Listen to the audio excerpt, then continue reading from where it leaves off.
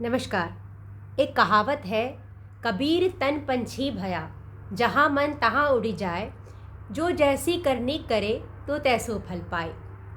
तो यहाँ अभी कैकई के साथ भी कुछ ऐसा ही हो रहा है। उनकी संगति ही गलत है। वह जिनसे परामर्श ले रही है उसकी बुद्धि ही बहुत छोटी है। तो अब होता यह है कि मंथरा हर तरह से प्रयत्न कर रही है ताकि वह कैकई को इस षड्यंत्र के लिए तैयार कर सके, ताकि भरत का राज्याभिषेक हो, जिससे कि उसका स्वयं का भी फायदा हो। तो वो कैकई से कहती है कि यह कार्य में विलंब नहीं करना चाहिए। कैकई का जो दिमाग है वो इतना षड्यंत्र वाला तो है नहीं। वो जो भड़का रही है मंथरा, उसके अनुसार कैकई अभी चल रही है। तो वो प्रश्न पूछती हैं मंथरा से कि मंथरे, तुमने तो कहा है कि भरत का राज्याभिषेक होगा, परंतु यह कार्य होगा कैसे? अब मंथरा के पास उसका भी इलाज है, उसने वह भी सोच के रखा हुआ है। वह कैकई से कहती है कि कैकई, क्या तुम भूल गई हो या स्वयं मेरे मुख से ही सुनना चाहती हो इस बात को जो तुमने मुझे बहुत पहले बताया था कि देवासुर संग्राम में दक्षिण दिशा में जब दशरथ देवों के साथ गए, देवों की तरफ से युद्ध करने के लिए गए थे राक्षसों के विरुद्ध, तो वहाँ पर राक्षसों ने दशरथ जी के शरीर को अस्त्र शस्त्रों से विदीर्ण कर दिया था। और तब तुम वहाँ से रणभूमि से उन्हें दूर लेके गई थी। वहाँ भी जब राक्षस आ गए और राक्षसों ने वहाँ भी अस्त्र शस्त्र जब चलाया, तब दूर तुम दशरथ जी को लेकर उनका सारथी बनके उन्हें दूर लेके गई थी और वहाँ उनका सेवा कर उन्हें ठीक किया। तो दशरथ जी बहुत प्रसन्न हुए और उन्होंने कहा कि तुम कोई भी 2 वर मांग सकती हो, जिसके जवाब में तुमने कहा था कि प्राणनाथ, जब समय आएगा, जब मेरी इच्छा होगी, तब मैं ये 2 वर मांग लूँगी। और ये सही समय है उन 2 वरों को मांगने का। तो पहला वर तुम ये मांगो कि राम का वनवास हो जाए, और दूसरा वर यह मांगो कि भरत का राज्याभिषेक हो जाए, जिससे तुम्हारा दोनों प्रयोजन सिद्ध हो जाए। अब मंथरा उनके दिमाग में यह बात डाल रही है कि राम के वनवास जाने से क्या लाभ होगा, तो यह भी उनके मन में उन्होंने बिठा दिया है। तो मंथरा बहुत चतुर स्त्री है। मंथरा कहती है कि यदि तुम राम को वनवास भेजने में सफल हो जाती हो तो भरत को 14 वर्ष मिल जाएगा यहाँ पर अपना राज्य को पूरा स्थापित करने में, सेना के सैन्य बल को बढ़ाने में, प्रजागण में सौहार्द उत्पन्न करने में। और दूसरा इससे फ़ायदा यह भी होगा कि राम जब 14 वर्षों के लिए वन चले जाएंगे तो उनका वो राम अब राम बन के वापस नहीं लौटेंगे, बल्कि वो बिल्कुल बदल जाएंगे। उनकी शक्ति भी उतनी नहीं रहेगी और भरत तब तक अपने राज्य पर इतना अधिक उनका कंट्रोल हो चुका होगा, नियंत्रण हो चुका होगा कि उन्हें रामचंद्र जी से कोई खतरा नहीं होगा। तो तुम्हें ये दोनों प्रयोजन जल्द से जल्द सिद्ध करना चाहिए। अब आगे कैकई जो है, उन्होंने तो कभी ऐसा काम किया नहीं है, तो उनकी बुद्धि इस हिसाब से नहीं चलती है कि इस षड्यंत्र के लिए क्या करना है, क्योंकि ज़िंदगी भर उन्होंने कभी गलत काम किया नहीं है। ये तो मंथरा के जाल में वो फंस चुकी हैं। तो मंथरा से ही पूछती हैं कि ठीक है, तुम जो कह रही हो वो मैंने माना, परंतु यह सब मैं कैसे करूं? अब यह भी मंथरा उन्हें सिखा रही हैं। मंथरा कहती है कि तुम सारे आभूषण सब जितने भी हैं उतार के कोप भवन में चली जाओ, वहाँ पे भूमि में लेट जाओ, और जब दशरथ आएंगे तो उनकी बातों को सुनो मत। वो तुमसे कुछ बोलना चाहेंगे तो सुनो मत, बिल्कुल तुम अपना सर भी नहीं उठाओ, उनकी तरफ देखो भी नहीं। और जब वो तुम्हें बार बार पूछेंगे और स्वयं तुम्हें भूमि पर से उठाएंगे और वो इस बात के लिए मान जाएंगे कि जो 2 वर तुम मांगने वाली हो वह तुम्हें देंगे, उस समय तुम उन्हें फिर से प्रश्न करो और सत्य का वास्ता देकर यह फिर जानो कि क्या वह तुम्हें वो दोनों वर देंगे।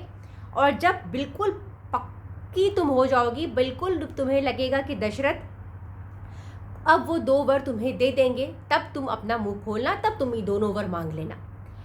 अब जो है कैकई जो है वह मंथरा से कहती है कि इन सब प्रसंग में मंथरा से कहती है कि मंथरा, असल में तू ही मेरा भला चाहती है। यदि तू ना होती तो मुझे कभी किसी का षड्यंत्र समझ में ही नहीं आता कि यहाँ पर चल क्या रहा है। तो मेरा जो हित चाहने वाली एक तू ही है। और यदि भरत का राज्याभिषेक हो जाता है, राम वन चले जाते हैं, तो उस स्थिति में मैं तुझे सोने का आभूषण, दिव्य सोने का आभूषण, आग में तपाया हुआ सोने का आभूषण तेरे इस कुब्बड़ को चढ़ाऊंगी, उस पर चंदन का लेप लगाऊंगी। और इस प्रकार कहती हुई बहुत तारीफ करती हैं, बहुत प्रशंसा करती हैं मंथरा की। मंथरा कहती है कैकई, जब नदी का बांध, नदी का प्रवाहित हो ही जाता है, तब उसके ऊपर बांध बनाने का कोई फ़ायदा नहीं है। तो इसीलिए समय या हाथ से निकल न जाए, तुम इन चीज़ों पर ध्यान नहीं दो। तुम अभी अपना प्रयोजन सिद्ध करो, समय हमारे पास बहुत कम है। तो तुम जल्दी से जाओ, अपने जितने तुम्हारे दिव्य आभूषण हैं वो सब उतार फेंको, जो मालाएं हैं, पुष्पाहार है, सब उतार फेंको और कोप भवन में बिल्कुल जाकर भूमि पर लेट जाओ और ये प्रयोजन अपना सिद्ध करो। तो कैकई मंथरा के साथ जाती है कोप भवन में, और कैकई अब मंथरा की बातों में इतनी ज़्यादा आ जाती हैं कि वह कहती है कि मंथरे, यदि अब दो ही चीज़ हो सकता है, वो मंथरा से कहती हैं, या तो भरत का राज्याभिषेक होगा, और यदि ऐसा नहीं होता है तो मैं अपना प्राण त्याग दूंगी और मैं कोई भी प्रयोजन से मानने वाली नहीं हूँ। मंथरा भी उनसे कहती हैं कि दशरथ, तुम्हें चाहे कुछ भी प्रयोजन कहें कि तुम्हें दिव्य आभूषण से, तुम किसी भी स्थिति में मानना नहीं। जिस पर दृढ़ता से कहती है कैकई कि मुझे अब केवल भरत का राज्याभिषेक चाहिए, इसके अलावा मैं और कुछ भी बात सुनने वाली नहीं हूँ। इससे पहले मंथरा उनसे यह भी कह चुकी होती है इसी कथा में कि दशरथ, यदि तुम ऐसे करके बिल्कुल कोप भवन में लेटी रहोगी भूमि पर, तो दशरथ ये चीज़ कभी बर्दाश्त नहीं कर पाएंगे, क्योंकि यह बात तो बिल्कुल सच है कि दशरथ तुमसे बहुत स्नेह रखते हैं। अब देखिए, थोड़े ही समय पहले जब मंथरा को भड़काना था कैकई को, तो वह कहती है कि दशरथ तो तुमको ऐसा दिखाते हैं झूठ मूठ का कि वह तुमसे प्रेम करते हैं, परंतु प्रयोजन वो सिद्ध करते हैं कौशल्या का। जब जहाँ पर राज सिंहासन की बात होती है तो वह कौशल्या के बेटे को दिया जाता है, और तुमने एक तरह से दशरथ के रूप में, अपने पति के रूप में सांप को पाल के रखा है। लेकिन जैसे ही कैकई उनके बहकावे में आ जाती हैं, अब उनको ये प्रयोजन सिद्ध करना है मंथरा को अपना, तो तुरंत वह बात अपना बदल के कहती है कि हाँ, ये बात तो सर्वविदित है, सभी जानते हैं कि दशरथ तुम्हारे लिए कुछ भी कर सकते हैं, उनका तुम्हारे लिए बहुत अधिक प्रेम है, वह तुमसे कुपित हो भी नहीं सकते, ज़्यादा समय तक तुमको इस अवस्था में देख भी नहीं सकते और तुम्हें कुपित कर भी नहीं सकते। तो अपने सौभाग्य का यूज़ करो, अपने सौभाग्य का उस चीज़ का तुम प्रयोग करो। अर्थात वह मंथरा कैकई को यह सिखा रही है कि दशरथ के प्रेम का तुम उसका उपयोग करो अपना प्रयोजन सिद्ध करने में।